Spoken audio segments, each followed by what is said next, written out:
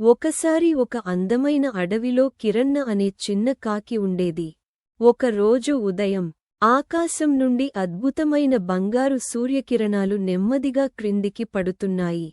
ఆ కిరణాలు సాధారణ కిరణాలు కాదు. వాటిలో మాయా స్వప్నాలు దాగి ఉన్నాయి. కిరణ్ చాలా ఉత్సాహంగా రెక్కలు ఆడించింది.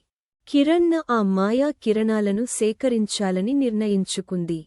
ఆమె తన స్నేహితుడు గబ్బిలం గబ్బు దగ్గరకు వెళ్ళింది. గబ్బూ, స్వర్గం నుండి సూర్యకిరణాలు పడుతున్నాయి. వాటిని కలిసి సేకరిద్దాంరా అని కిరణ్ సంతోషంగా అన్నది. గబ్బు కూడా ఆసక్తిగా ఆమెతో కలిసి రావడానికి అంగీకరించాడు. వారు గడ్డి మైదానంలోకి ఎగిరి వచ్చారు. అక్కడ చాలా మెరిసే సూర్యకిరణాలు నేలమీద పడి ఉన్నాయి. వెండి రంగులో మెరుస్తూ వాటి నుండి అద్భుతమైన వెలుగు వెలువడుతోంది. అప్పుడు వారు చిన్న కుందేలు హోప్పిని చూశారు. హోప్పి చాలా బాధంగా కూర్చుని ఏడుస్తోంది. కిరణ్ హోప్పి దగ్గరకు వెళ్లి అడిగింది. హోప్పీ, నీకు ఎందుకు బాధగా ఉంది?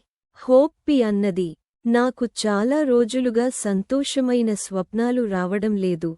కిరణ్ నవ్వుతూ ఒక అందమైన సూర్యకిరణాన్ని తీసుకుని హోప్పికి ఇచ్చింది. ఈ మాయా కిరణ్. మీకు ఈ కథ నచ్చిందా? అయితే లైక్ చేయండి. మా ఛానల్ని